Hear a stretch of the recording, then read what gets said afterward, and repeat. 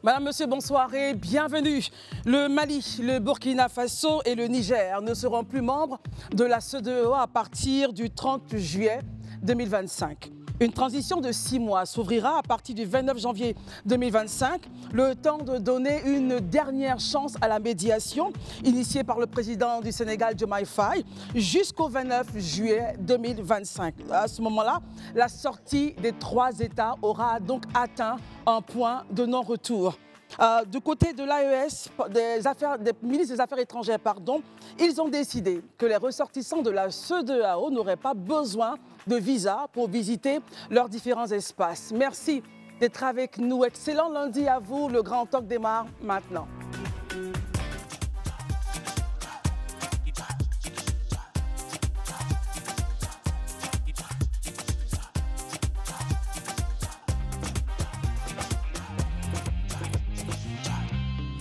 Magnifique lundi à vous, en espérant que vous ayez passé une excellente journée. Merci d'être avec nous, c'est le Grand Talk. Nos amis sont là et nous avons un invité, mais avant, permettez-moi de vous présenter, de saluer Herman. Bonsoir. Bonsoir, je voudrais profiter pour saluer les populations de Memling qui s'apprêtent à accueillir le nouveau cardinal d'Abidjan, le nouvel archevêque aussi de l'archidiocèse d'Abidjan. C'est le week-end prochain, on sera tous là-bas. Il nous accompagne pour cette émission, c'est un confrère burkinabé. Il s'agit de Adama Guébré. Merci d'être avec nous. Avec vous, on va donc observer, analyser et décrypter un peu ce qui se passe du côté de l'AES et de la CEDEAO. Élisée Bonloubé, bonsoir.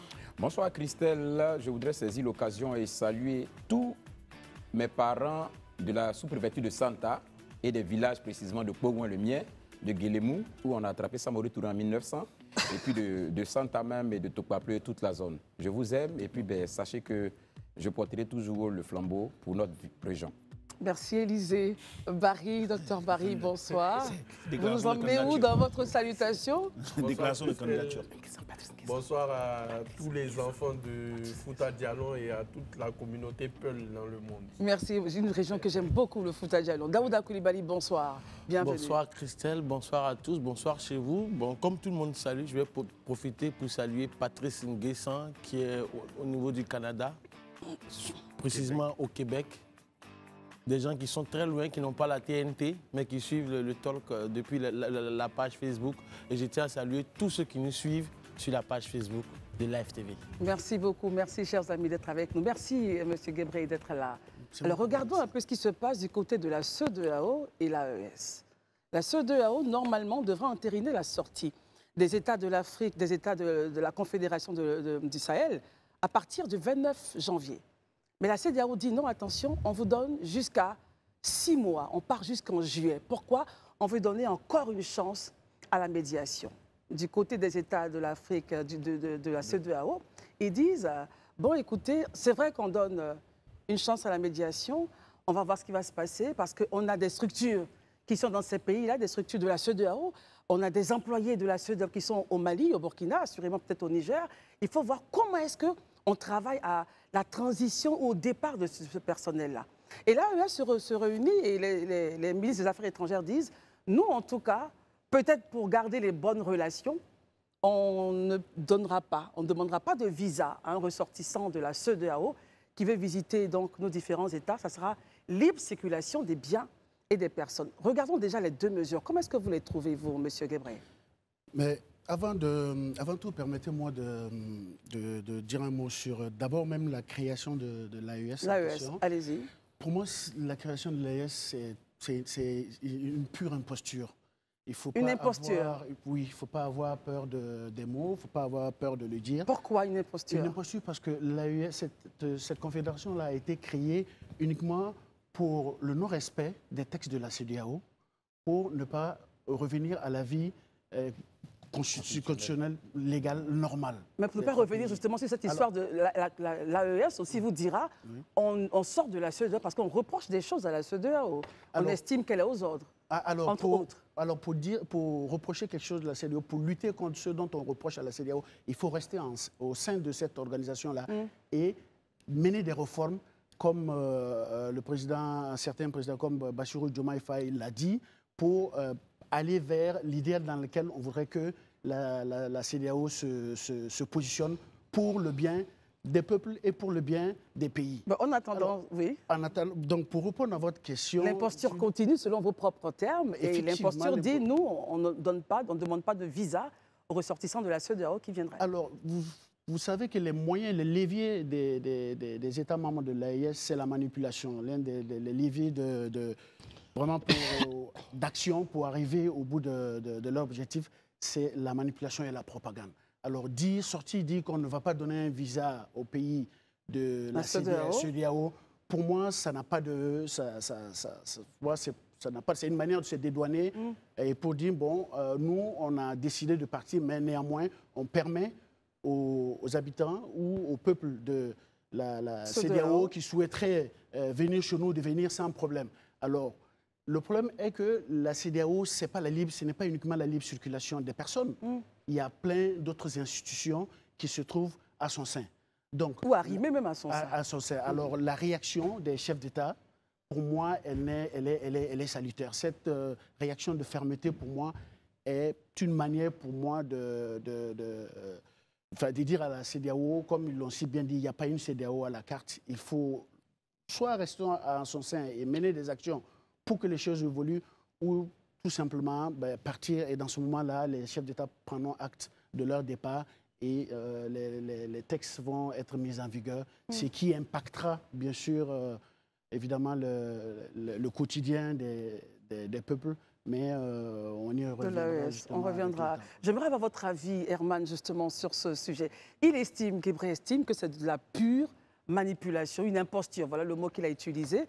La création de l'AES est une imposture. Bon, sans refaire le débat de la création, regardons un peu les deux postures, CEDEAO et AES aujourd'hui. Je voulais juste rappeler ici les grèves que les trois chefs d'État qu'ils ont soulevées, au regard desquels ils ont décidé que leur pays se retire de la CEDEAO. Je reviens sur les grèves et puis on va voir ensemble l'éloignement des idéaux de ses pères fondateurs et du panafricanisme. Il y a aussi l'influence des puissances étrangères. Il y a également l'adoption de sanctions illégales, illégitimes, inhumaines et irresponsables en violation des propres textes de la CEDEAO. Et enfin, il y a la non-assistance aux États de l'AES dans la lutte contre le terrorisme et les sécurités. Quand on prend ces 4 points qui sont soulevés et qui ont été les greffes en janvier, sur lesquels les chefs d'État ont posé le postulat qu'ils devaient quitter, je pense que quand on prend, il y a quand même des éléments de réponse pour chacun des greffes. Je ne vais pas venir épiloguer là-dessus. Le confrère burkinabé, c'est son pays, donc il a sa lecture de la chose. Mais je veux dire que en tant qu'Africain, on a quand même, on regarde un peu les crises qu'il y a eu jusque-là. Si on prend le cas du Mali, la question du terrorisme dans une bonne partie, une bonne région du Mali, malgré la présence des forces internationales qui devraient aider à réduire ce terrorisme-là, c'est le gouvernement malien qui a pu lui-même, avec ses forces maliennes, rétablir l'ordre. Donc je veux dire que pour ces différents points qui ont été les griefs portés partout, il y a des éléments de langage. Au-delà de ça, aujourd'hui, si on arrive, je pense bien qu'on peut spéculer sur qui gagne ou qui perd. Parce que ça ne sert à rien de se muscler que les bras. Lorsque même la CEDEAO donne un délai de 6 mois, malgré pour donner une chance à la médiation, le délai définitif qui est en janvier 2025, mais en plus je propose 6 mois d'observation pour pouvoir voir si les 3 États de l'AES vont revenir à la raison. Et bien avant, il faut rappeler que c'est la CEDEAO qui a choisi le président sénégalais, Diomaye Faye, comme médiateur. Comme médiateur, parce que lorsqu'on lit les éléments de langage de la gouvernance aujourd'hui des dirigeants sénégalais, c'était porté sur le panafricanisme, donc il se rapprochait des idéaux des dirigeants de l'AES. Donc moi, je ne voudrais pas qu'on occulte cela. Qu'on le veuille ou pas, l'AES, la confédération de ces pays-là, c'est quand même une grande force. C'est 72 millions d'habitants. Si on veut regarder par rapport à la CEDEAO, c'est aussi un grand territoire, près de 1 200 000 kilomètres carrés, c'est bien ça. Donc, Plus de 2 millions. Plus de 2 millions de kilomètres carrés. Quand on regarde, donc forcément, il y a une perte de part et d'autre. Est-ce que vous pensez que la médiation aura une chance justement pendant ces 6 mois à venir? La médiation peut avoir une chance, mais il faudrait que qu'il y ait un cadre d'échange dans lequel les différentes parties, c'est-à-dire que les pays de l'AES et la CEDEAO, puissent regarder ensemble les griefs. Parce qu'on ne va pas demander aux États de l'AES de revenir dans la CEDEAO sans qu'on ne tienne compte des griefs qu'ils ont soulevés au départ. Et en ce moment, on aura examiné où il y a surenchère, où il n'y a pas, pour que ça puisse se régler. Aujourd'hui, quand on regarde la posture de Diomaye Faye, il s'est dit on l'a envoyé en mission, mais en réalité, est-ce qu'il peut aujourd'hui emmener l'AES à repartir dans la CEDEAO sans régler les questions existentielles fondamentales que ces États-là ont soulevées? Très bien. Diomaye Faye a donné sa position. Il dit rien n'empêche aujourd'hui de maintenir l'alliance des États du Sahel, puisqu'elle est déjà là et répond à un besoin sécuritaire. Mais en même temps, cela ne devrait pas, de son point de vue, expliquer une désintégration de la CEDEAO. Élisée Boloubé, votre point là-dessus, justement. OK, d'accord. Moi, je voudrais déjà, mon premier commentaire, féliciter le chef d'État de la CEDEAO et la CEDEAO dans son, je veux dire, les décisions prises hier lors de son sommet, ordinaire. Je voudrais féliciter les chefs d'État de la CEDEAO. Je suis bien curieux que ceux-là qui, depuis quelques mois, ont eu pour élément de langage le fait que la CEDEAO prend des sanctions, la CEDEAO a une attitude inhumaine, de ne même pas avoir salué l'attitude de la CEDEAO. De ne même pas avoir salué l'attitude de la CEDEAO. La CEDEAO a pris acte. Oui. Ils auraient dû faire quoi, Élisée? Mais attends, la CEDEAO pourrait prendre acte et dire à partir du 29, là, c'est fini, c'est fini. Parce que la médiation a été lancée depuis. Diomaye Faye a fait tout ce qu'il fallait. Le 29 janvier, c'est la fin en réalité. C'est-à-dire qu'on déclenche le processus. La CEDEAO pourrait s'arrêter à ça. Je prends acte et puis on arrête là. Pourquoi la CEDEAO insiste-t-elle justement? Mais justement parce que la CEDEAO, je l'explique. Mais c'est ça, c'est là qu'on voit toute la mesure de la mauvaise foi des gens d'en face, en fait, en réalité. Parce que la CEDEAO montre des signaux de sa volonté d'apaiser la situation, d'apaiser la tension et d'aller vraiment à une unité. Il y a une volonté manifeste de la CEDEAO, ça on peut quand même reconnaître ça. Ceux qui durant tout le temps ont commencé à crier que la CEDEAO a menacé, que la CEDEAO a été inhumaine, a pris des sanctions à gauche, à droite. Mais quand la CEDEAO fait ça là, ils sont où? Bous cousu, motus cousu, quand c'est la CEDEAO fait ça, là on ne trouve pas que la CEDEAO est en train de mener une action salutaire. Ça, on s'était là-dessus. Et puis je trouve que il a évoqué les différents points de grief et tout ça. Mais à un moment donné, je pense qu'on peut ne pas être d'accord, ou bien on peut avoir un certain nombre de ressentiments, mais il faut garder de la mesure, il faut avoir de la bonne foi. Il faut éviter d'avoir de la mauvaise foi. On ne peut pas dire, et ça moi, Ivoirien, je ne peux jamais l'admettre, parce que c'est une injure à la Côte d'Ivoire. Dire que dans le cadre de la lutte contre le terrorisme, la CEDEAO n'a rien fait et que les pays de la CEDEAO sont restés en marge de ça. De l'AES. Pour moi, c'est non, que les pays de la CEDEAO sont restés en marge de la lutte contre le terrorisme. Voilà, de la souffrance. Je trouve que c'est méchant, c'est inhumain. Parce que nous, on a perdu des soldats au Mali. Ils n'étaient pas allés pour du tourisme. Ils pouvaient rester à Abidjan ici. Donc, déjà pour ça, on peut avoir un peu d'humanité et puis le reconnaître. Mais on ne peut pas dire que rien n'a été fait, qu'on n'a pas été solidaire. Ces soldats, ils sont morts en quoi? Dans quel cadre? Ils n'étaient pas en train de se promener à Assini et puis ils sont morts. Ils sont allés combattre le terrorisme au Mali. C'est là-bas qu'ils ont perdu la vie. Et on n'a jamais perdu autant de soldats au Mali qu'on a perdu même sur les différentes opérations, les théâtres d'intervention de l'armée ivoirienne à l'intérieur, à l'extérieur. Donc ça, au moins, on peut le reconnaître. En le disant, moi, c'est une injure. Moi, en tant qu'Ivoirien, je ne peux pas l'admettre. Je trouve que c'est méchant. Je trouve que c'est inhumain. Et je trouve que c'est irresponsable de tenir de tels propos. Sur cette base, selon vous, est-ce qu'il faudrait donc continuer à poursuivre cette médiation, selon vous? Je vais y arriver. Déjà, ça, c'est la première chose. Le sacrifice des soldats, pour moi, le sacrifice ultime. Quand tout le monde peut dire ça, mais ce n'est pas le Burkina. Quand on vous donne de l'armement, qui coûte plusieurs milliards de francs CFA, et quand on continue même par des canaux diplomatiques à vous alimenter encore, vous ne pouvez pas venir vous asseoir pour dire qu'on ne vous assiste pas en matière de lutte contre le terrorisme. C'est méchant, c'est inhumain, c'est irresponsable. Donc les griefs ne tiennent pas. Il faut qu'on ait le courage de le dire. Moi, je pense qu'on peut ne pas être content de certaines attitudes, mais nous, on est Africains. Et la reconnaissance, là, c'est la mémoire de l'âme. À un moment donné, il faut reconnaître quand même ce que les gens ont fait pour vous, même si aujourd'hui vous estimez que vous n'êtes pas en odeur de sainteté avec eux. Ça, c'est important de le souligner. Deuxièmement, quand je vois le communiqué des ministres des Affaires étrangères, si on peut nous le ramener, le point 3, ça m'a fait sourire un peu quand j'ai regardé le point 3. Mais vous savez, il y a un vrai problème. Excusez-moi du terme.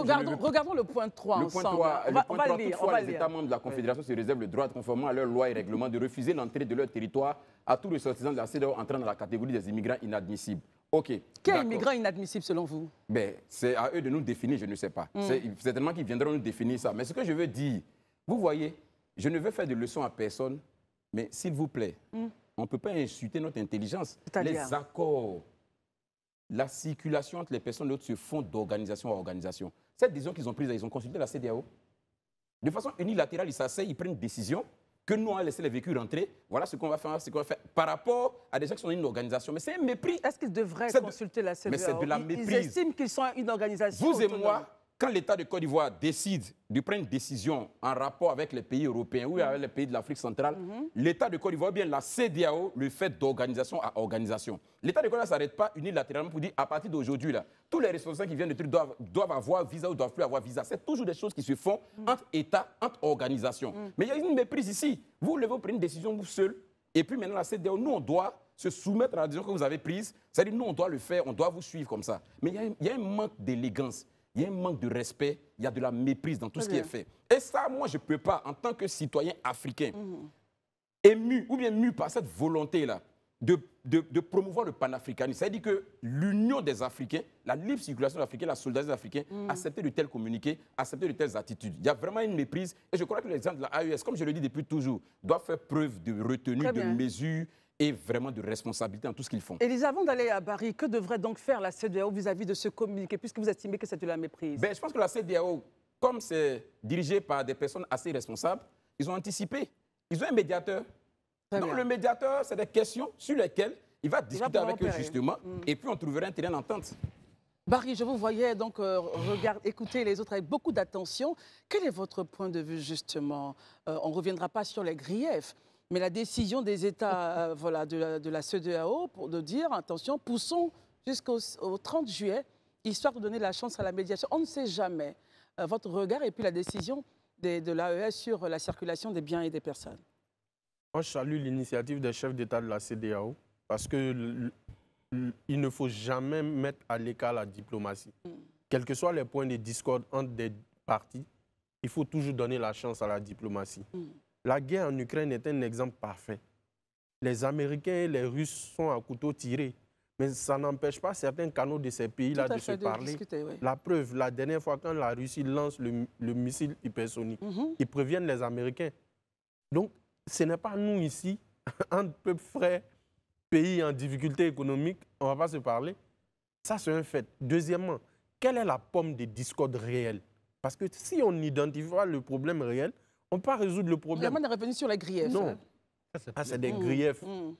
Élysée a évoqué, comment dirais-je, le cas des militaires. C'est ça. L'actuel chef d'état-major adjoint de l'armée burkinabé, le colonel Moussa Diallo, il a dirigé des troupes burkinabées à Tombouctou en 2012-2013. C'est connu de tous.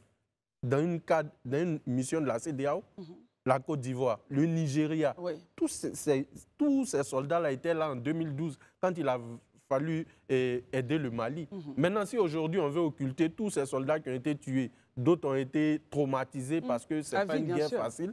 Si on veut occulter tout ça, je laisse la personne assumer les propos. Mais le vrai point de discorde concerne la gestion des transitions. Tant que vous ne posez pas le problème comme ça, vous ne vous retrouvez pas. Pourquoi la CEDEAO a sanctionné? Prenons le cas du Mali, simplement. Le premier coup d'État du colonel Goïta, le Mali n'était pas sous sanction. C'est lorsqu'il a fait le deuxième coup d'État que la CEDEAO a décidé que c'en était de trop. Il fallait agir. Le Burkina, à ma connaissance, le collègue est là, il n'a jamais été sanctionné. Même avec 2 coups d'État. Le Niger a été sanctionné parce que on sait tous ce qui s'est passé au Niger, on ne va pas revenir dessus. Donc, brandir l'idée des sanctions inhumaines, bon, c'est leur position. On peut vous parler aussi du cas de la Guinée, j'aimerais bien j'allais en venir. Le vrai point, la vraie difficulté de la CEDEAO se trouve au niveau de la Guinée.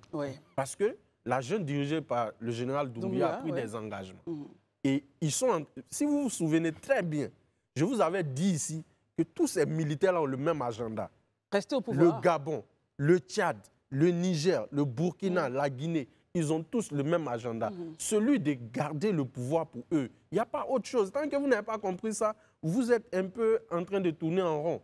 Vous allez voir, En Guinée, ils vont vers un glissement. C'est comme ça que ça s'est passé dans les autres pays. Comment la CEDEAO réagit vis-à-vis de la Guinée, justement? Justement, le délai, c'est le 31 décembre. Donc, le vrai tournant de la CEDEAO, c'est ce tournant-là. Si la CEDEAO accepte que la Guinée reste dans l'organisation, malgré le fait qu'elle n'a pas tenu ses engagements, il n'y a plus de raison de ne pas laisser les gens de l'AES revenir. Parce que ce sont tous des militaires qui ont pris le pouvoir, mais qui refusent de respecter leurs engagements. Maintenant, un autre point que je voudrais souligner, c'est que l'AES en son sein, il paraît de façon symbolique être un bloc. Mais en réalité, en interne même, il y a des dissensions. Je prends un exemple. Le Niger, il a rétabli ses relations diplomatiques avec le Nigeria. Oui. Le général Peter Moussa, chef d'état-major de l'armée nigériane, était au Niger. Ils ont discuté, ils ont décidé de relancer leur coopération dans le cadre de la lutte contre Boko Haram. L'Algérie, que le Mali diabolise à longueur de journée. Le Niger et le Bénin également, voilà, ils ont rétabli leurs relations. Aujourd'hui, ça va mieux. L'Algérie et le Mali entretiennent des relations tendues. Mais il y a une délégation algérienne au Burkina avant-hier, pour discuter. Donc, pour vous dire que même au sein de l'AES, chacun parmi eux, on parle haut et fort, mais en réalité, chacun travaille pour son intérêt. Et vous verrez que même s'ils sortent demain, il y aura toujours, on est obligé de discuter parce que les populations, ce sont les premières victimes de cette réalité. Et il y a des échanges historiques. La Côte d'Ivoire et le Burkina, il y avait un traité d'amitié qui avait été signé sous la présidence du président Gbagbo et du président Blaise Compaoré qui a continué. Ça existait. Pourquoi le Burkina a arrêté? On ne sait pas parce qu'à ma connaissance, la Côte d'Ivoire n'a jamais sanctionné le Burkina, la CEDEAO n'a pas sanctionné le Burkina. Donc, il faut tenir compte de ça. Mais les dirigeants de la CEDEAO ont décidé de l'AES, ont priorisé le hard power pour asseoir leur légitimité. Maintenant, ils sont face à un problème. Est-ce qu'il faut reculer? Est-ce que les populations qui ont applaudi hier le départ fracassant de la CEDEAO accepteraient que le général Goïta ou le capitaine Traoré changent drastiquement de discours? Donc vous êtes pris à votre propre piège. Mais je maintiens, pour moi, il faut continuer de dialoguer. Le professeur Batili, qui avait été nommé comme représentant, doit continuer son travail parce qu'il n'y a pas de raison pour laquelle on ne discuterait pas. Votre avis maintenant sur la décision justement de l'AES de laisser les États membres de la CEDEAO, enfin les ressortissants. Vous avez lu le troisième point, non? Oui, on a lu avec Élysée. Quelle est la catégorie des immigrants inadmissibles? Ça, c'est de façon multilatérale qu'on le discute. S'ils veulent discuter de ça, ils reviennent dans la CEDEAO, on en discute, ou bien ils font pays par pays. Le Burkina a des frontières avec la Côte d'Ivoire, les deux gouvernements discutent, mais ils ne peuvent, ça c'est nul effet vis-à-vis de la CEDEAO. C'est une manière de se donner de la contenance politique en fait. Daouda, on vous écoute maintenant pour votre point sur ces deux axes. Je pense que le confrère Guébré a parlé d'escroquerie. D'imposture. D'imposture, voilà, c'est bien ça. Moi, je ne parlerai pas d'imposture, mais je parlerai d'enfumage. Parce que oui, effectivement, c'est de l'enfumage. La création de l'AES, c'est de l'enfumage. Parce que depuis le début de cette crise, je pense qu'on a cessé de le dire aux uns aux autres. Les deux généraux et le capitaine se sont embourgeoisés dans la luxure du pouvoir. Donc finalement, ils ne veulent plus en sortir. Donc, qu'est-ce qu'il faut faire? Il faut endoctriner le peuple au maximum. Il faut endoctriner le peuple. Il faut trouver un ennemi. Au début, l'ennemi, c'était la France. La France est partie. Après, l'ennemi est devenu la Côte d'Ivoire. Après, c'est devenu le Bénin et autres. Finalement, ils sont face à la triste réalité. On arrive au point le point de chute de la sortie de l'AES. Parce que dans la chronologie que tu faisais, la vraie chronologie, c'est qu'eux, ils savent que les sommets de la CEDEAO, c'est des sommets ordinaires. La date est connue de tous. Donc, qu'est-ce qu'ils font? Ils courent chaque fois. Ils sont les premiers à sortir un communiqué, sorti comme s'ils sortaient ça du chapeau d'un prestidigitateur ou bien d'un magicien. Ah, ok, désormais, nous, CEDEAO, nous, AES, c'est la libre circulation des biens et des personnes chez nous. Il n'y a pas de visa chez nous, tranquillement. Est-ce que justement, ce n'est pas une décision pour dire à la CEDEAO, on va doucement, on laisse... Ah, c'est maintenant qu'ils vont doucement? C'est une question que je pose. Hein. Oui, non, en fait, effectivement, quand je repose la question, c'est-à-dire que c'est maintenant qu'ils se rendent compte qu'il faut aller doucement. Pourtant, Christelle, ce sont les trois qui ont passé leur temps à parler de réciprocité. Vous vous souvenez du discours mémorable de l'actuel Premier ministre du Mali à l'ONU? Maïga. Maïga, vous vous rappelez du discours? où on bandait les muscles à tout va. On va appliquer la réciprocité à tout le monde. On fait ceci chez nous, on fait ça chez nous. Donc finalement, vous vous rendez compte que le Mali, ça fait bien, j'ai trouvé très bien l'analyse d'Herman qui parlait de la population malienne. Mais quand on fait le ratio, les ratios des populations de l'AES et de la CEDEAO, finalement, quand on fait le ratio, on se rend compte que qui est plus nombreux qui est plus en nombre chez qui? Mais c'est les 3 pays qui sont pratiquement dans tous les pays de la CEDEAO. Et la Côte d'Ivoire abrite le plus gros contingent. De ressortissants, tu veux dire? De ressortissants, oui. Bien sûr. Donc, qu'est-ce que tu fais finalement? Parce que finalement, tu te rends compte que tu es en train, à cause de ton embourgeoisement du pouvoir, tu es en train de mettre tes populations qui vivent dans ces pays-là en difficulté. Ils vous disent que la question sécuritaire pour laquelle ils sont arrivés au pouvoir n'est pas encore réglée. Christelle, qu'on ne me dise pas ça. Quand on me pose cette question, j'ai mal, je souffre, mon âme est en peine. Ah bon? Parce que oui, allez-y dans les 3 pays. Lorsqu'ils prenaient le pouvoir, quel était le niveau de sécurité? Aujourd'hui, où nous sommes en 2024, pratiquement à la fin de l'année, quel est le nombre? Faites le constat, faisons le bilan. Finalement, on se rend compte que dans les 3 pays, ils sont venus pour la sécurité, mais la sécurité n'y est pas. Vous ne vous rappelez pas de l'attaque de Barça-Logo? Vous ne vous rappelez pas de l'attaque de l'aéroport de, comment on appelle ça, de Bamako? Vous ne vous rappelez pas de tout ce qui se passe au Niger? La semaine dernière, même au Niger. Mais de quoi est-ce qu'on parle? De quelle sécurité nous parle-t-on? 6 mois plus, est-ce que ça marchera, cette transition, cette négociation qui va encore s'élargir? Moi, je ne sais pas de quelle négociation parlent les uns et les autres. Christelle, pour rappel, je tiens à rappeler aux uns et aux autres qu'il a fallu 4 ans. 4 bonnes années, et ça continue encore jusqu'à présent, pour que la Grande-Bretagne, quand elle a fait le Brexit, il a fallu 4 ans. Et jusqu'à présent, ils n'ont pas encore fini de vider le contentieux. Et donc, quand la CEDEAO te dit aujourd'hui que, OK, on va laisser 6 mois, et comme tu l'as si bien expliqué, il y a du personnel, il y a de, comment on appelle ça, beaucoup de choses, il y a des institutions, il y a des projets. Il faut vider le contentieux. Et ça ne se vide pas en un claquement de doigts, comme eux ils font pour sortir des communiqués à l'emporte-pièce. Non. Aujourd'hui, moi, de mon point de vue, je vais terminer sur ça. Mon souhait le plus ardent, c'est que le Burkina, le Mali et le Niger restent dans la CEDEAO. Parce que les liens entre la Côte d'Ivoire, le Mali, le Burkina et le Niger et les autres pays de la CEDEAO, ce sont des liens séculaires. Tout à l'heure, il parlait du Niger. Il y a des Fulani au Niger. Les mêmes Fulani se retrouvent au Nigeria. Les mêmes peuples sont dans différents pays. Zaoussa également. Mais il faut penser à tout ça. Et je pense qu'il est temps pour le peuple burkinabé, pour le peuple malien et le peuple du Niger de se réveiller, d'ouvrir les yeux et de se rendre compte que finalement, les 2 généraux et le capitaine n'ont pas la solution. Ils ne sont pas la solution et ils ne seront jamais la solution. Très bien. Herman, apparemment, vous et Guébré avez donc ceux-là qui applaudissaient. Non, je ne crois pas.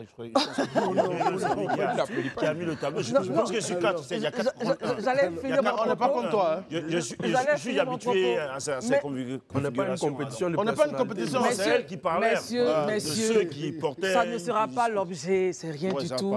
Herman, concentrons-nous sur votre point. Si tu pouvais avoir 3 fois le temps, Herman, revenons un peu à notre affaire, je vous en prie. Ça me fait un peu rigoler. Qu'est-ce qui vous fait rigoler? Lorsque nos analystes ici occultent les faits qu'on a pu observer. Parce que le retrait, la décision de retrait des pays de l'AES, de la CEDEAO, c'est en janvier 2024. Mais avant janvier 2024, il y a eu des faits. Et aujourd'hui, je suis heureux que... Rappelons ces faits-là, quelques-uns. Je suis heureux qu'un Bari, par exemple, il ne dit plus que les soldats vont être libérés. On a vu ici que la CEDEAO insistait. La CEDEAO n'a pas eu la même attitude quand ça se passait en Guinée. Le coup d'État. Oui, comme aussi au Burkina, comme aussi au Mali. Donc je ne voudrais pas... On a vu des attaques avant même que la CEDEAO n'arrive, l'AES n'arrive, les gens viennent au pouvoir. On a vu des attaques répétées ici dans les mêmes zones de conflits qui sont sous l'emprise des mouvements terroristes. Donc je veux dire qu'il ne faudrait pas qu'on oublie qu'il y a eu des raisons quand même qui ont amené l'AES, les dirigeants des pays de l'AES à se retirer. CEDEAO. La CEDEAO n'a pas toujours été, on a fait l'analyse ici, le débat longtemps, la CEDEAO n'a pas toujours été cohérente dans ses décisions.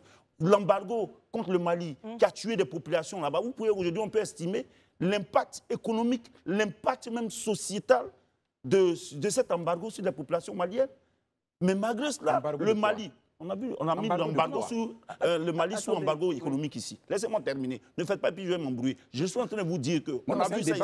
On a vu, c'est pas mon interview que vous organisez. Vous me laissez terminer mon temps. Et puis après, vous pouvez.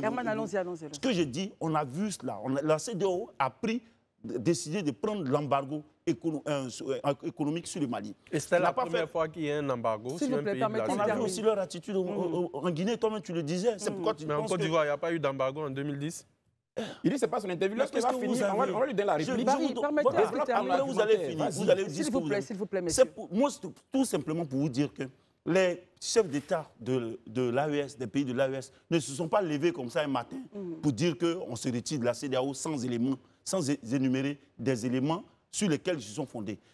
On a donné ça entre les 4 greffes, mais je veux dire, il y a plein d'autres petites choses. Ils ont parlé de la question de la souveraineté, de la question de la sécurité et autres. Aujourd'hui, nous tous, on parle en cœur du retrait des troupes étrangères dans ces pays-là. On a vu le comportement de, comment on appelle là, est-ce que le Niger exploitait, avait, comment on appelle, le bénéfice de l'uranium qui était sur son sol. Donc toutes ces choses-là amènent à dire que, aujourd'hui, moi je suis d'accord que la CEDEAO a compris qu'il faut continuer de discuter, de faire la médiation avec ces pays-là. Parce que, mine de rien, c'est une force importante dans le poids de la CEDEAO et qu'on ne doit pas laisser partir. Daouda, permettez. Donc, il ne faudrait pas qu'on occupe tout cela. Très bien. Écoutons Élysée, ensuite Daouda et ensuite notre ami sur le plateau, Guébré. Oui, je pense qu'il faut qu'on évolue dans le débat. Il y a trop de rédits et puis on n'évolue pas. Mais c'est vous qui avez réédité. Il y a trop de rédits. Permettez qu'il réagisse, pardon. Il y a trop de rédits et puis on n'avance pas. Élysée, allons-y, droit au but. Oui, on va y aller. Les gens ont des raisons. Je vais vous dire, il n'y a aucune action qui peut être posée sans raison. Toutes les actions qui sont posées dans le monde ont toujours une raison. Donc si on veut justifier pour dire non, il y a eu des raisons à cause de quoi on a fait ceci, on a fait cela, tout a une raison. Même ceux qui ont fait la rébellion en 2002 ont évoqué des raisons pour faire la rébellion. Donc si c'est une question de il y a eu raison, il y a raison, on en aura toujours. Mais est-ce que les raisons évoquées, au regard de nous-mêmes, notre intelligence, sont des raisons pertinentes? Ça aussi, on peut prendre la peine de l'analyser. Parce qu'on a donné des raisons, que des raisons existent. Moi, je dis et je répète une chose, et je pense que c'est important quand même à un moment donné. Moi, franchement, j'ai du mal avec, excusez-moi du terme, mais avec certains intellectuels africains. Pourquoi? Qui veulent d'une chose et son contraire en même temps. Vous ne pouvez pas dire que vous êtes foncièrement mu par une volonté de démocratie. Parce que vous estimez que, même si ce n'est pas le schéma le plus parfait qui existe, mais c'est le meilleur par rapport aux autres. Et puis en même temps, essayez de trouver des cautionnements et de trouver des justifications pour des prises de pouvoir anticonstitutionnelles. Mais attendez, à un moment donné, vous voulez d'une chose ou bien vous voulez son contraire. Je trouve qu'il faut qu'on soit cohérent. Et je répète, je dis une chose. C'est le droit de ceux qui ont pris le pouvoir de façon anticonstitutionnelle au Mali de dire qu'ils veulent ceci, ils veulent cela. Mais c'est aussi le droit de la CEDEAO, à un moment donné, d'estimer que voilà ce qu'elle peut poser comme action vis-à-vis d'une telle situation. Et j'ai mal, et ça je le dis honnêtement. Et puis l'intervention d'Emmanuel me vient rajouter encore à ma douleur. Même pas une pensée. Il a l'occasion de justifier, de trouver même des arguments pour étayer la prise de décision des gens de la HS. Il ne fait même pas une allusion à des soldats ivoiriens qui sont au Mali. C'est-à-dire qu'il trouve normal, s'il te plaît, il trouve normal que des gens, parce qu'il a porté leur argumentaire, ils n'ont pas contribué à la lutte contre le terrorisme. C'est-à-dire lui, il trouve normal, il trouve justifié, c'est-à-dire qu'il a des arguments pour attester ça. Mais comment on peut être incohérent à ce point? Des Ivoiriens sont allés mourir dans un pays pour une lutte contre le terrorisme. Toi, tu viens t'asseoir sur un plateau et tu dis, les gens de l'AES ont raison, pour voir ce qu'ils ont évoqué. Il y a le fait qu'on n'ait pas lutté contre le terrorisme. Mais à un moment donné, il faut arrêter. On ne va pas vouloir d'une chose et son contraire. Très bien. Herman, réaction rapidement, et puis on ira à Daouda. J'ai observé longtemps ici. Les propos que j'étais... Tout à l'heure, je n'ai fait que rappeler les greffes selon les dirigeants de l'AES. Je ne voudrais pas que les débats, souvent c'est personnel, comme si on voulait jeter les participants ici à la vindicte populaire. Je ne dis pas que je suis en train de justifier des coups d'État. Et encore, j'ai même trop peur des civils, les dirigeants civils qui font des contorsions, des constitutions, c'est-à-dire qui mettent en place des régimes qui sont sur la base de l'anticonstitutionnalité, que de ces soldats-là qui viennent au moins, on sait qu'ils sont anticonstitutionnels. Très bien. Donc, il ne faudrait pas que les dirigeants... Moi, je n'ai pas un idéal, forcément, par rapport à la prise de pouvoir des civils par rapport aux militaires. Pour moi, les dirigeants qui viennent, il faudrait qu'ils travaillent à faire en sorte que les populations qui sont là soient épanouies et non pas exacerbées. Très bien, Herman. Écoutons Daouda maintenant. Et ensuite, Barry. Daouda. Merci beaucoup. Je crois que c'est très difficile. C'est très difficile parce que quand on parle de sanctions, la Côte d'Ivoire a subi 2 sanctions de la part de la CEDEAO. La deuxième sanction a été la plus dure. On va rappeler le contexte un peu, Daouda. C'était pendant la crise entre de 2010 jusqu'à 2011. Christelle, est-ce que vous savez où cette décision a été prise? La décision a été prise au Mali, sous ATT. La Côte d'Ivoire n'a pas crié au loup. Elle n'a pas voué aux gémonies. Et elle n'a pas dit qu'elle se retirait. Elle se retire de la CEDEAO. Ce sont les Maliens le problème. C'est ATT le problème. C'est Blaise Compaoré le problème. La Côte d'Ivoire n'a pas dit ça. La Côte d'Ivoire est restée résiliente. Elle a tenu bon. Jusqu'à ce qu'on en soit là aujourd'hui. Mais la CEDEAO, tenez-vous bien, a fait des missions en Sierra Leone. Ce n'est pas la première fois qu'elle fait des missions. Hein. En Gambie, lorsque Yaya Jammeh ne voulait pas partir du pouvoir, ouais. Il y a une force qui était basée au Sénégal de la CEDEAO pour dégager Yaya Jammeh du pouvoir. Il est important pour les Yaya Jammeh de la Gambie. De la Gambie. Il est important pour les autres, les uns et les autres. Quand on vient sur un plateau, il faut s'informer. L'histoire est têtue. L'histoire est un perpétuel recommencement. Donc, ressasser la rhétorique souverainiste, la rhétorique panafricaine, la rhétorique populiste, c'est nauséeux, c'est nauséabond et c'est immonde. C'est ce que je voulais dire. Gebrey, votre point de vue. Hein? Ce que je voudrais que Herman et Chasse est que je prends un exemple, un pays que j'aime prendre un exemple dans la lutte contre l'insécurité et le terrorisme, le Nigeria. Le Nigeria a eu un maille à partir avec Boko Haram. Elle n'a pas accusé personne. Elle n'a accusé aucune structure sous-régionale et internationale. Elle n'a pas non plus crié sur tous les toits. On n'a pas dit qu'elle était restée seule. Elle est restée au sein de la CEDEAO. Elle s'est assumée. Elle s'est donné les moyens d'avoir des dirigeants élus, légalement, démocratiquement élus. Et elle s'est mise à lutter, s'est mise à développer un plan, une stratégie de lutte contre Boko Haram. Mais aujourd'hui, on parle moins de Boko Haram. C'est parce que le Nigeria a fait le diagnostic de son mal, a fait le diagnostic des problèmes sécuritaires internes qu'elle vit, et elle a décidé, avec certains États de la sous-région, notamment il y a eu une forte implication de la CEDEAO, et aujourd'hui, on parle moins de Boko Haram. Oui. Alors, tout ça pour dire qu'il n'y a aucune grève aujourd'hui qui n'empêche qu'on se mette sur la table pour parler, pour discuter. Tout se discute sur la table de discussion. En fait, ouais. Donc, pour dire à Herman qu'aujourd'hui, quand on voit comment est-ce que les dirigeants de l'AES s'octroient des mandats, on ne peut pas dire que le véritable problème des dirigeants de l'AES aujourd'hui, ce n'est pas la gestion de la transition, comme l'a dit Barry. Aujourd'hui, le véritable problème des dirigeants de la transition, c'est qu'ils ne veulent pas se soumettre aux lois, ils ne veulent pas se soumettre au calendrier par exemple, d'organisation de la gestion, et un retour à la vie constitutionnelle normale, ça c'est clair. Très bien. Barry, on vous écoute là-dessus. En fait, ce que je voulais souligner, la Mauritanie était membre de la CEDEAO jusqu'en 2000. Oui. Elle a décidé de partir sans se bagarrer avec qui que ce soit. Est-ce que nous étions dans le même contexte sécuritaire, justement? Je viens. Oui. Chaque pays est libre de faire ce qu'il veut. Bien sûr. Mais selon les règles. On ne sort pas unilatéralement d'une organisation parce qu'il y a une charte, il y a des engagements. La Mauritanie souhaite revenir. Elle a en pourparlers avec la CEDEAO depuis 2020. Mais les chefs d'État lui ont dit non, il faut patienter. Il faut attendre. Le Maroc, la Tunisie ont émis l'idée de rejoindre la CEDEAO. Le Maroc était plus avancé.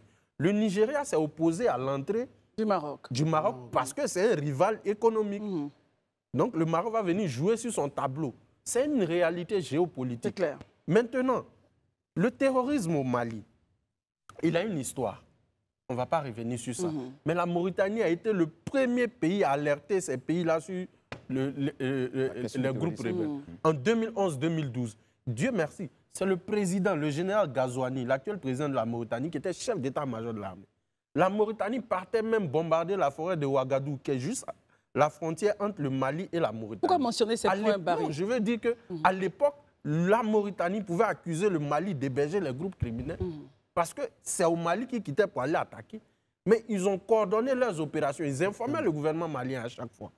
Le Nigeria, qu'il a évoqué tout à l'heure. Mais le Nigeria, quand il était le plus en difficulté, Boko Haram, quand l'armée nigériane les attaquait, ils traversaient le lac Tchad pour aller au Niger, au Tchad et au Cameroun. Ils n'ont jamais accusé ces pays-là. Au contraire, ils se sont assis, ils ont créé un groupe et ils ont donné autorisation à chaque armée de franchir la frontière pour aller lutter contre Boko Haram. Ce qui fait que l'armée tchadienne traversait les frontières du Nigeria, l'armée nigériane partait au Niger. C'est comme ça qu'on lutte contre un groupe terroriste. Ce n'est pas en s'isolant. Ce n'est pas en s'isolant. Alors concrètement, avec ce que vous dites, Barry, est-ce que ces trois États, les États de l'AES, ont une chance justement de garantir la sécurité de leur population? Parce qu'après tout, c'est pour cela qu'ils sont arrivés au pouvoir. Ce n'est pas possible parce que c'est un conflit asymétrique. Et on voit, même les États-Unis en Afghanistan, le Niger fait 1 260 000 km². Le Mali, c'est 1 240 000 km². Les trois armées réunies ne valent pas 100 000 hommes. Comment vous voulez qu'ils puissent sécuriser tout ça? Donc, il faut prendre acte et discuter avec tous les pays voisins. Même l'Algérie, il faut l'impliquer. Très bien. Alors, pour terminer avec vous, Guébré, in fine, pensez-vous qu'après 6 mois, c'est la pomme de discorde, chacun part de son côté. Mais comment vous voyez les relations, ceux de AES, dans le temps à venir? C'est indéniable. Après 6 mois, je crois que chacun ira de son côté. Alors, les relations entre AES et CEDEAO vont se faire en fonction des États. Chaque État, en fonction des intérêts qu'il a, avec les pays, soit de l'AES ou de la CEDEAO, ben, vont parler, trouveront un cadre, un moyen pour parler, pour justement... Donc ça va se faire au cas par cas, en fait. Naturellement. Il n'y a que comme ça que ça va se faire parce que... mais les pays de la CEDEAO, effectivement, iront dans cette dynamique-là sans faire entorse au texte de la CEDEAO. C'est clair.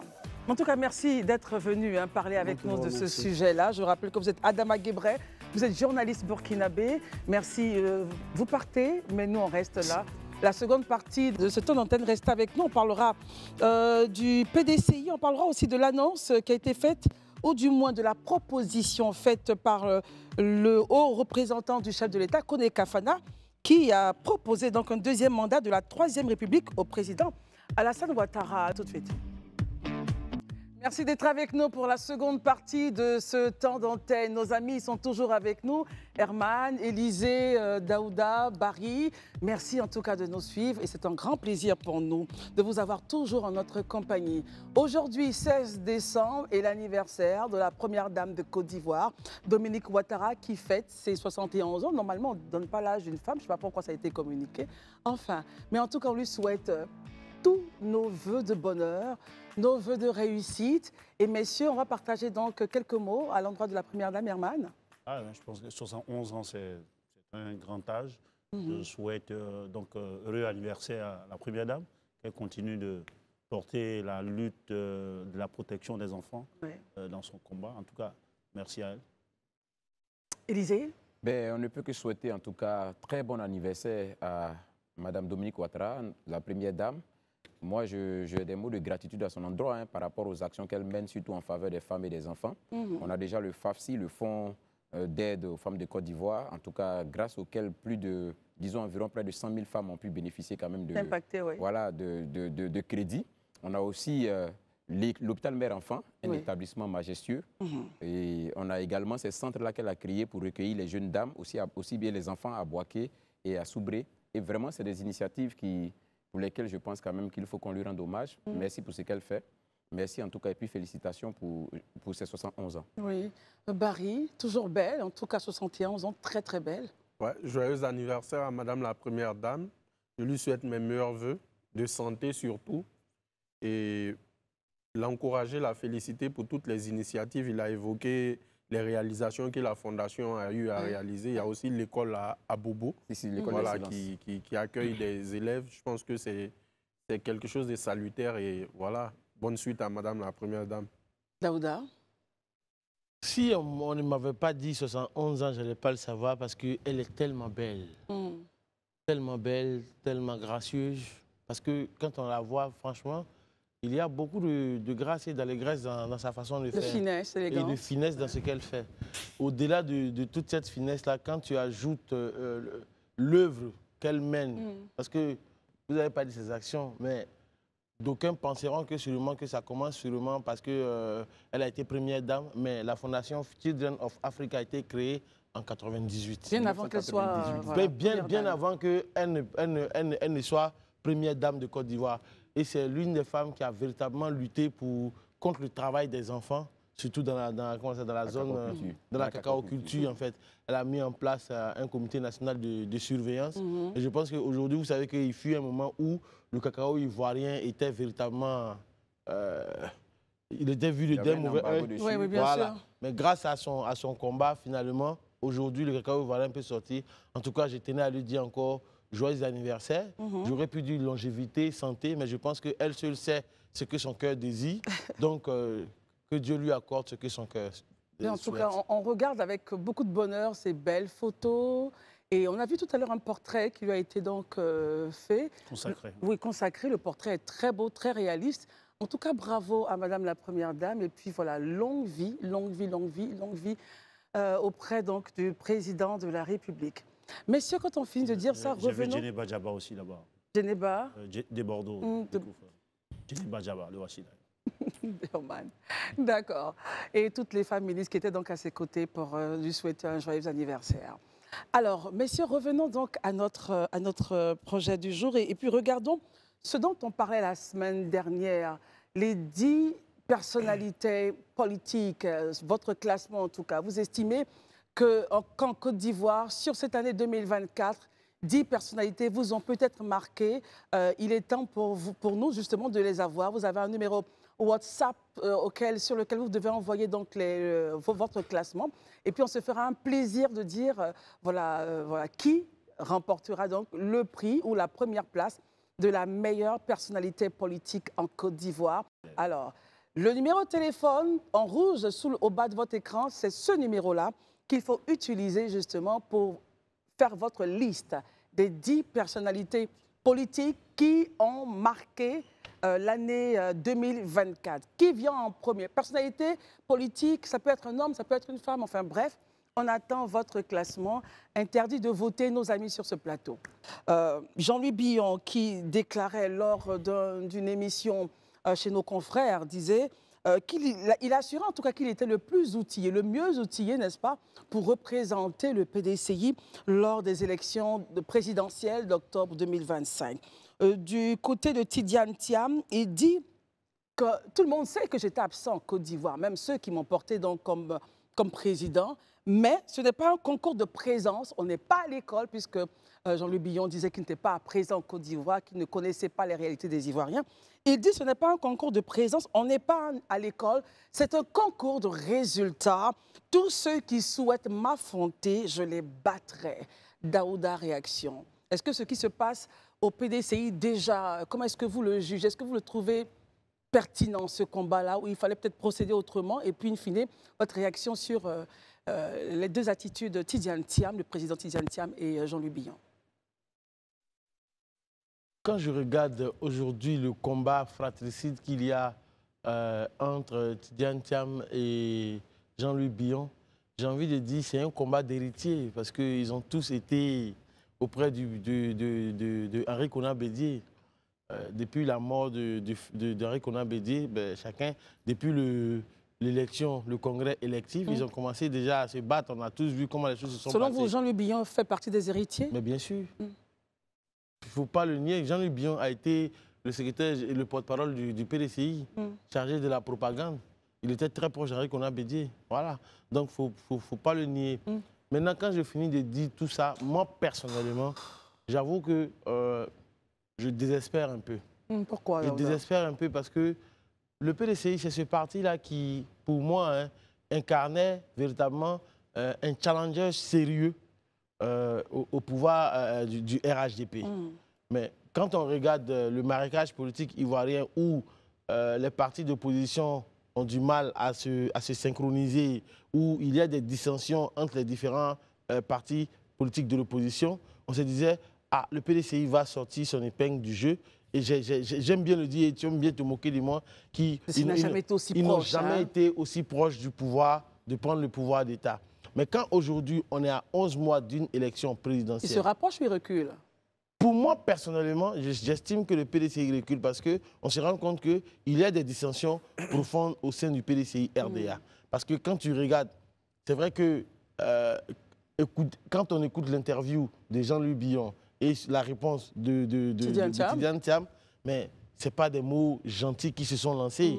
C'est véritablement, ce sont des flèches, ça tire à balles réelles au PDCI actuellement. Donc finalement, je me dis, comment l'un mis dans l'autre, ils vont pouvoir s'accommoder de sorte à aller conquérir le pouvoir d'État. Parce que vu à l'état actuel des choses, si Jean-Louis Billon n'a pas ce qu'il souhaite, ou n'a pas la convention qu'il veut, ou bien même si la convention même a lieu... Ne le porte pas. Voilà, ne le porte pas.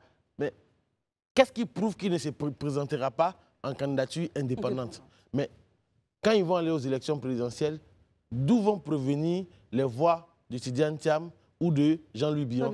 Ça viendra forcément du PDCI. Donc finalement, c'est faire le lit qu'on appelle ça du parti au pouvoir. Et c'est pour cette raison que je dis que je désespère un peu. Herman, est-ce que vous portez le même avis que Daouda, ou vous dites que c'est normal, c'est la vitalité démocratique? Autant les propos de Jean-Louis Billon ont été d'une chirurgie, je peux dire, impeccable, autant ceux du Tidiane Thiam l'ont été d'une dextérité implacable. Vous savez bien que la primaire au PDCRDA pour désigner son candidat à la présidentielle, c'est l'occasion de débats internes. Il faut saluer cela.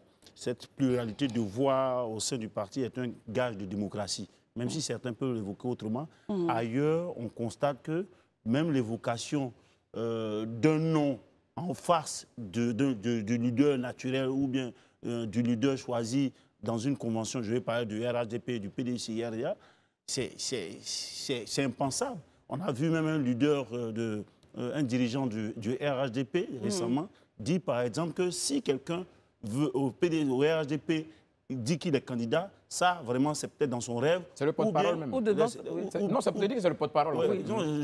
Je sais, je ne voulais pas évoquer son nom. Ou bien c'est parce que devant sa femme dans le lit, il se sent une âme de brave qui le dit. Sinon en réalité il ne peut pas le dire. Et au PPACI, on sait bien que à côté, dans un parti de gauche comme le PPACI, on parle d'un seul candidat, un plan A, et non pas de plan B et autres. C'est pour dire qu'au moins au PDCRDA, c'est parce qu'on pense primaire, on pense convention, que le débat il est là. Ce qu'on peut déplorer par contre, il est regrettable que ce débat ne se fait pas autour des débats de fond, notamment sur la question du franc CFA, la question de la cherté de la vie. Comment est-ce que ces candidats vont pouvoir porter leur plan, leur offre politique, je pourrais le dire ainsi, aux populations ivoiriennes, notamment sur les questions de l'éducation, de santé et autres. On ne perçoit pas cela. Sinon, on peut comprendre. Et je pense qu'à ce niveau-là, le PDCRDA est habitué à ce genre de débat-là. Ce n'est pas nouveau. On ne va pas revenir sur ce qui se passe dans ce parti-là depuis longtemps. On sait que forcément, à l'approche, ça ne sera pas patatras comme certains on pouvait, pas pour le souhaiter, pourraient l'espérer. En tout cas, alors Barry, votre point de vue... Pour qui m'interpelle toujours ce monsieur? Il ne vous a pas mentionné, Daouda. Alors revenons à... Il a insinué, c'est pas grave. Je pense que c'est un amour très fort entre vous. Mais on va permettre à Barry on va pouvoir permettre à Barry de s'exprimer. Pensez-vous que justement, tout ce qui se passe démontre de la vitalité? Herman a fait le comparatif avec certains autres partis, comme le RHDP, le PACI, où personne, selon lui, n'oserait dire qu'il aurait des velléités donc, politiques. Des candidatures? Des candidatures, oui. D'abord, ce que je veux dire, c'est que les partis politiques en Côte d'Ivoire reposent sur la figure charismatique du chef pour la plupart. Le PDCI n'y échappe pas. Félix Houphouët-Boigny, Henri Konan Bédié sont les exemples les plus parfaits. Mais La différence entre le PDCI et les autres, c'est que le PDCI a d'abord la résilience. C'est un pays qui a... C'est un parti qui a été créé en 1946, si ma mémoire est bonne. Donc, ça fait près de 80 ans d'existence. Ça, c'est un. Deuxièmement, le PDCI a traversé des crises dans le temps, mais le parti est toujours resté. Je prends pour exemple le décès du président Houphouët-Boigny en 1993 a entraîné la première grande scission au sein du parti qui a entraîné la naissance du RDR, en 1994. Le RDR a fait perdre la partie septentrionale de la Côte d'Ivoire au PDCI. C'est un fait. En 1999, après le coup d'État, le parti a traversé des crises. L'investiture, en 2000, il y a eu des tensions. Le président Bédié même était candidat, mais n'avait pas été investi. C'est le ministre Bombé, à l'époque, qui avait été investi. Donc, il y a d'autres cadres du parti qui se sont portés candidats. Le général Ouassena, paix à son âme, le ministre Amouakon et Djampan Tiemele. Donc, c'est pour dire que... Ils ont de la résilience, c'est cela? Ils sont présentés, ils n'ont pas quitté le parti. Non, je parle de PDCI, au travers de ce que vous dites. En fait, ce sont les indicateurs de la résilience du parti. En 2015, lorsque le président Bédié a lancé l'appel de Daoukro, le ministre Amara ici, et paix à son âme, l'ancien premier ministre Bani, se sont opposés à l'appel de Daoukro. Ils sont portés candidats. Mais après les élections, ils se sont retrouvés autour de la table. Ils ont réglé leurs différends avec le président Bédié. Ils sont revenus au sein du parti. Que ce soit M. Thiam, que ce soit M. Billon, chacun d'eux a des forces et des faiblesses. M. Billon a pour lui l'ancienneté récente. Il était là en 2015. En 2020, quand il y a eu les tensions, comme il l'a rappelé, il était déjà là. M. Thiam a l'ancienneté du militant, puisqu'il était au PDCI dans les années 90. Il a été ministre dans le gouvernement du président Bédié, on va pas le dire. Maintenant, ça, moi j'ai envie de... Je ne suis pas aussi alarmiste que Daouda par rapport à ce qui se passe. Ça fait partie du débat démocratique. On n'est pas d'accord, on argumente. M. Billon, dans son discours, comme moi je l'entends, il se fait passer pour celui qui est le plus légitime. M. Thiam en fera autant. Je pense que même si M. Billon est indépendant demain, ça ne va pas changer quelque chose. Le PDCI restera. Ils l'ont déjà prouvé. Est-ce que ça ne fragilise pas, justement, c'est un peu ça la crainte aussi de certains observateurs. Est-ce que tout ceci ne fragilise pas l'unité du parti? Ça fait partie de la compétition. Mais ce que je veux dire au-delà de ça, il faut que les militants acceptent que le jeu politique, là, il y a des pics dedans. Cela ne veut pas dire que Billon en veut à Thiam sur le plan personnel ou Thiam en veut à Billon. Mais les deux visent un fauteuil. C'est celui de candidat et de président de la République. Maintenant, pour répondre à Herman rapidement, Christelle, oui. Ce ne sont pas les élections présidentielles. Donc, venir là parler de projet de société, c'est un peu prématuré à mon avis. C'est plutôt l'investiture du parti qui est visée. Donc, actuellement, ce sont les intérêts du parti qu'on met en avant. Maintenant, une fois que vous êtes investi, vous pouvez dérouler votre programme et parler de ce que vous allez faire en termes d'éducation et tout ça. Très bien, voilà, c'est ce que je voulais dire. Élisée, votre point de vue? OK. Moi, déjà, je veux poser le postulat. Moi, je n'ai pas de souci avec le débat en interne des partis. Je l'encourage même d'ailleurs parce que pour moi, ça permet de révéler déjà aussi un certain nombre de compétences et puis de montrer la vitalité au sein des partis. Mais ce que je déplore, moi, je le dis honnêtement, sans faux fuyant, c'est le ton que prennent les échanges, c'est le ton que prennent les propos. Pour un parti comme le PDCI qui a toujours prôné le dialogue, qui a toujours prôné les échanges vraiment de façon assez courtoise, je trouve que tenu de tels propos, que ce soit de la part du président Billon, avec l'interview qu'on a tous suivi, ou à certains endroits, je le dis honnêtement, sans faux fuyant, je l'ai trouvé inutilement acerbe. Moi, je le dis inutilement acerbe. Jean-Louis Billon? Oui, sur certaines réponses, je l'ai trouvé inutilement acerbe.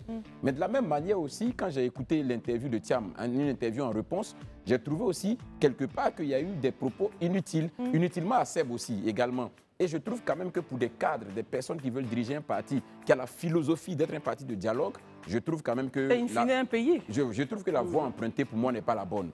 Il faut qu'on revienne, et je l'ai dit la dernière fois sur le plateau ici, à cette sagesse que le président Houphouët-Boigny a voulu de tout temps au PDCI et à la Côte d'Ivoire. Le bon ton, pour moi, c'est important. Et j'estime que même si le ministre Billon peut avoir des écarts, le président Thiam, de par sa posture et son positionnement de président du parti, il doit prendre de la hauteur. Il n'est pas obligé de répondre à tout, ce n'est pas utile. Comme l'autre l'a dit, il peut laisser éventuellement, moi je n'accepte même pas ces propos-là, mais il peut laisser ses lieutenants vraiment peut-être répondre, mais ce n'est pas à lui. Parce que lui doit incarner l'unité du parti. Donc, sur cet aspect-là, je pense que le PDC a encore beaucoup d'efforts à faire.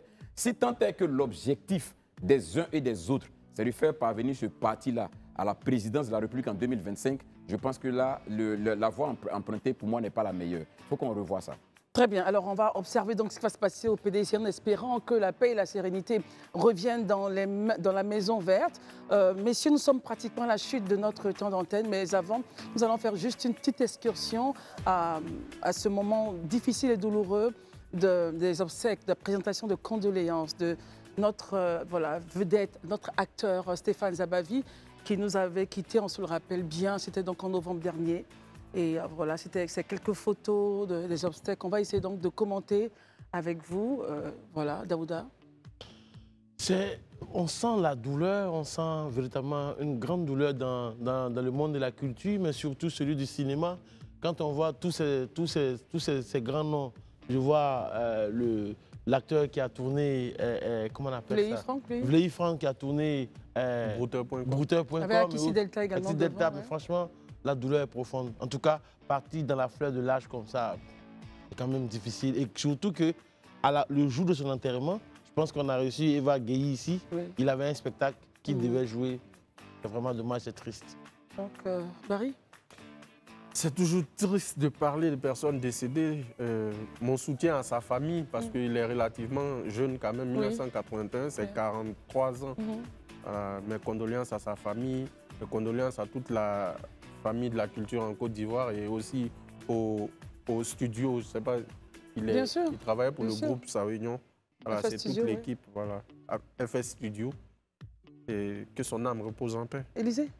Ben, moi, je pense que pour tout ce qui concerne les condoléances et autres, on l'a dit suffisamment ici. Moi, je veux juste, à travers cette situation-là, interpeller les uns et les autres. La mort, c'est la finalité de tout homme. Tôt ou tard, on partira. Mais ce qu'on retiendra de toi, c'est comment est-ce que tu as vécu sur Terre. As-tu vécu de façon utile? C'est pourquoi moi, je veux interpeller les uns et les autres à réfléchir sur les actes qu'on pose au quotidien, sur les propos qu'on tient, pour que demain, quand on n'est pas là, ce soit ça qui porte notre héritage. On dise que ce monsieur ou cette femme-là a été un acteur de paix, a contribué à la stabilité de la société. Et ça, je le dis à l'endroit de tous les Ivoiriens qui nous suivent ce soir et à travers le monde. Il faut qu'on comprenne que, quelle que soit la fonction qu'on peut occuper, le poste qu'on peut occuper, un jour viendra où on ne sera plus. Mais quand on ne sera plus, qu'est-ce qu'on aura retenu de nous? Et c'est ce à quoi nous devons travailler au quotidien. Et je pense que ce qui est plus utile, c'est de veiller à ce qu'on soit dans une société de cohésion, une société de paix et qu'on soit un acteur utile pour notre société. Herman, pour terminer. Je prends pour moi les propos d'Élysée, hein, c'est sûr. Moi, j'ai fait un exercice dans le cas de Zabavi. Je peux aller revoir un peu tout ce qu'il a pu faire. Et j'ai constaté que c'était un acteur. Je comprends l'émoi de toute la famille cinématographique et même parce que quand tu le vois jouer, tu sens vraiment un acteur talentueux. Et on comprend aussi donc, toute cette douleur-là qu'on porte. Et je crois bien que les artistes se sont mobilisés, les proches et autres. En tout cas, ils le méritent et ça fait mal. Mais pour ceux qui sont encore là, continuez de travailler à faire en sorte que votre héritage que vous laissez puisse faire en sorte qu'on parle toujours de vous en bien par rapport à ce que vous laissez à la société, à la communauté. Merci infiniment, mes chers amis, pour ces mots vis-à-vis donc de l'artiste disparu, Stéphane Zabavi. Voilà, nous avons eu beaucoup de plaisir à être avec vous en ce lundi.